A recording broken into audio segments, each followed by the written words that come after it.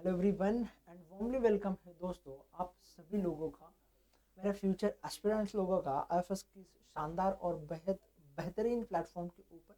और जैसा आप सभी को पता है दोस्तों कि 11वीं 2025 का रिजल्ट लग चुका है और आईएफएस के हुनर मेहनती बच्चों ने जो है इस एग्ज़ाम में बहुत ही लाजवाब परफॉर्मेंस दिया है।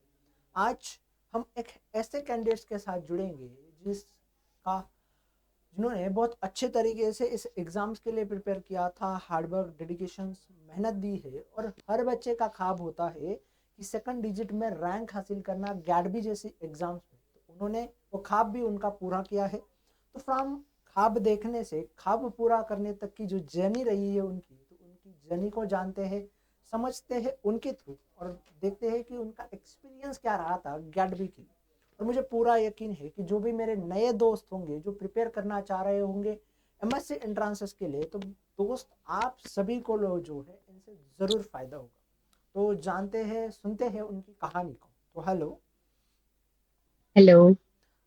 थोड़ा अपने बारे में बताइए, हमें इंट्रोड्यूस कीजिए। ओके, माई सेल्फ स्तुति रुपेरा। मैंने मेरा बीएससी इन बायोटेक कंप्लीट किया है from LJ institute of applied sciences Gujarat university से। बस। ओके, और आपकी रैंक क्या रही है गैडबी में? मेरी जैन ईडब्ल्यूएस कैटेगरी में 88 रैंक रही है। ओके, तो आपकी 88 रैंक रही है इस एग्ज़ाम में। तो स्तुति, पहले तो आपको कॉन्ग्रेचुलेट करना चाहूँगा मेरी तरफ से, पूरा थैंक एफएस यू। फैमिली की तरफ से। Thank you sir. अब मुझे ये बताओ कि ये गैडबी की जो कहानी है ये कब से शुरू हुई थी आपकी ज़िंदगी में? गेट का पता मुझे मेरे सेकेंड ईयर में ही पता चला था। पर मैंने जो प्रिपरेशन स्टार्ट की थी वो मैंने 6 महीने पहले ही स्टार्ट की थी। और नवंबर दिसंबर से मैंने स्टार्ट की थी। ओके, तो आपने जो प्रिपरेशन है आपकी वो नवंबर दिसंबर से स्टार्ट की थी इस एग्ज़ाम्स के लिए। हम्म।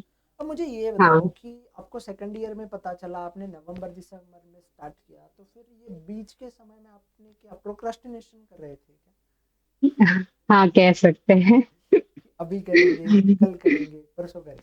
हाँ, मुझे ऐसा लगता अभी 1 साल पड़ा है, अभी तो 1 साल पड़ा है, हो जाएगा। ऐसे फिर करते करते फिर लास्ट के 6 महीने में स्टार्ट किया। तो पहले एक साल पढ़ा था, फिर 10 महीने पढ़े, फिर आठ, छः, फिर 6 महीने बाद समझ में आया कि अब तो पढ़ना ही पड़ेगा, हाँ। तो पढ़ना शुरू किया आपने। अब मुझे ये बताओ कि आईएफएस का नाम कहाँ से सुना था? अ, पहले तो मैंने सर्च किया था गूगल पे कि मैं कौन सी कोचिंग सेंटर से मेरा कोर्स लूँ। फिर मैंने गूगल पे सर्च किया, फिर मेरे को आईफास दिखा। फिर मेरी एक दोस्त है, उसने भी मेरे को रेकमेंड किया था कि आईफास का बहुत अच्छा है तो उसमें कोर्स ले सकती है, तब मैंने उसके पास से रिव्यू लिया था। तो फिर तब जाके मैंने एनरोल किया फिर आईफास में। ओके, तब जाके आपने जो है एनरोल किया। फिर हम्म। जब आपने आईएफएस में रो इनरोल किया, आपने कोर्स परचेस किया, तो फिर उसके बाद क्या रहा आपकी जर्नी का ये मतलब ईरा जो था? आप कैसे पढ़ते थे, कितने दिन पढ़ते थे, कितने टाइम्स पढ़ते थे डेली? जब मैंने कोर्स परचेज किया तब मेरी कॉलेज भी स्टार्ट थी, तो वो दोनों मैनेज करना बहुत मुश्किल हो गया था, क्योंकि उसके बाद हमारे सेमेस्टर वाइज एग्जाम्स होते हैं, तो मेरा सेम 5 का एग्जाम भी बीच में आ गया था। तो मोस्ट ऑफ द टाइम मैं वीडियोस नहीं देख पाती थी आईफास के जो रिकॉर्डेड थे वो। और फिर सेम 6 स्टार्ट हो गया। फिर जब जब टाइम मिलता था थोड़ा थोड़ा कॉलेज के बाद या छुट्टियों में संडेज में, तब मैं रिकॉर्डेड वीडियोस देखती थी और कभी कभी क्वेश्चन प्रैक्टिस करती थी, पर दोनों साइमल्टेनियसली करती थी। ओके, तो आप जो है दोनों साइमल्टेनियसली। तो मुझे ये बताओ कि हाँ। कॉलेज के साथ साथ इस एग्जाम्स के लिए पढ़ना कैसे मैनेज किया आपने? और आधा तो जो कॉलेज में पढ़ा था वही पहले तो मैंने सीखा, फिर उसके साथ साथ कैडपी का भी जो है सिलेबस उसको भी किया। जो कॉलेज में पढ़ाते थे वो अच्छे से करती थी ताकि रिपीट ना करना पड़े सिलेबस में, जो भी बायो प्रोसेस है या केमिकल इंजीनियरिंग है वो सब। और फिर जो दूसरे जो सब्जेक्ट्स थे, ग्लूकोज साइकिल टीसीए वगैरह, वो मैंने पहले से ही स्टार्ट कर दिए थे। ऐसा तो जो मुझे बायोकेमिस्ट्री वाला पोर्शन है ना, वो मैंने सबसे पहले स्टार्ट किया था। लेंदी भी वही था। लेंथ भी वही देखने को मिला और उसको सबसे पहले स्टार्ट किया आपने। हाँ। अब मुझे ये बताओ कि गेट बी को जब आप प्रिपेयर करते हो तो section A and section B दोनों के लिए प्रिपेयर करना पड़ता है। तो सेक्शन बी में हम्म। आप जब जाते हो तो आपको biochemistry, cell biology, molecular biology, genetics, hmm. Immunology, microbiology और बहुत सारी यूनिट्स देखने को मिलते हैं। तो आपने हम्म। उन यूनिट्स को या फिर आपने उन सिलेबस को कैसे कवर किया था? यूनिट्स को तो आधे यूनिट्स तो हमारे सेमेस्टर में थे, तो वो तो हो ही जाते थे कॉलेज में। जो दूसरे थे ना, उसके लिए मैं मेरे कभी कभी फ्रेंड की हेल्प लेती थी, कभी कभी मैं रिकॉर्डेड वीडियोस देख लेती थी। और जो वन शॉट वाले वीडियोस होते हैं यूट्यूब पे, वो मैं कभी कभी देख लेती थी उसके लिए, ताकि कंसेप्ट क्लियर हो जाए उसके। और मुझे ये बताओ कि पार्ट ए के लिए आपने किस तरीके से पढ़ाई की थी, मतलब क्योंकि वहाँ पे फिजिक्स भी है, केमिस्ट्री भी है, हम्म। मैथमेटिक्स भी है, बायोलॉजी भी है, तो फिर आपकी क्या जर्नी रही थी उसके लिए? उसके लिए ना, मैंने और मेरी दोस्त थी, हमने सोचा था बायोलॉजी का हम कैलकुलेट करेंगे, तो उसका ही टोटल 200 मार्क का हो रहा था। हम्म। तो हमने सोचा कि अब मैथ्स फिजिक्स केमिस्ट्री का क्या करेंगे। तो फिर वो तो 40 मार्क का ही है, तो हम स्किप भी कर सकते हैं, ऐसा हम तीनों ने ऐसा सोचा था। पर फिर है ना, जो गेट बी का जो लास्ट 2 मंथ था, तब हमने सोचा कि लास्ट के 2 मंथ में हम स्टार्ट कर देंगे सेक्शन ए।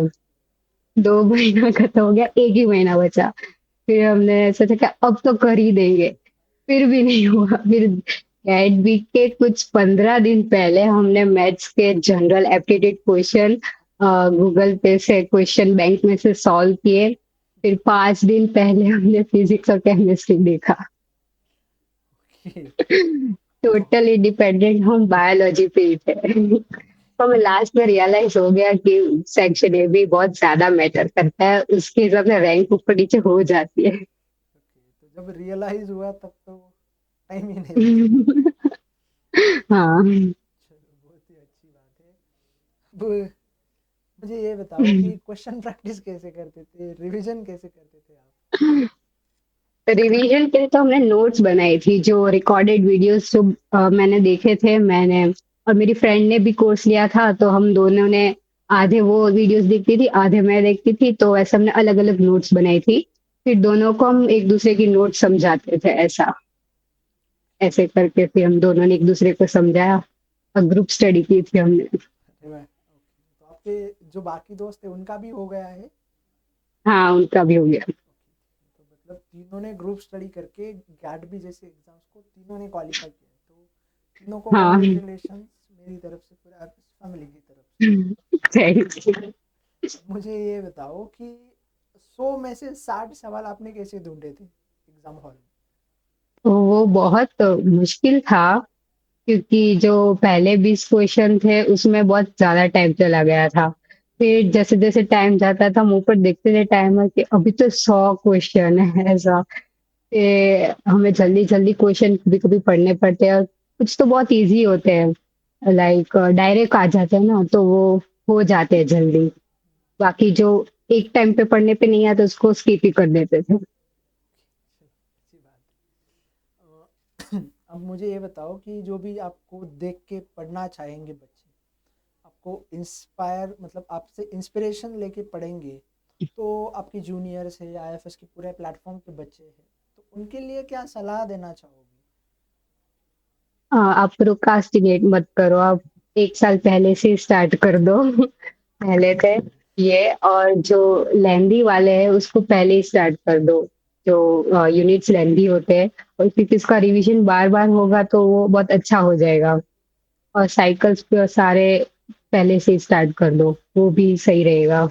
और लास्ट में यूट्यूब प्रैक्टिस जो एमसीक्यूज करवाते हैं सर, आईएफएस में जो कराई थी, वो बहुत हेल्पफुल रही थी मेरे, मैराथन सीरीज वगैरह, तो वो लास्ट में देख लो एमसीक्यूज। तो बहुत अच्छे बताया। और आप आगे का क्या सोच रहे हो अब? मास्टर्स इन बायोटेक की सोच रही हूँ। ओके, तो मास्टर्स इन बायोटेक करना है, फिर उसके बाद मतलब इंडस्ट्री या रिसर्च?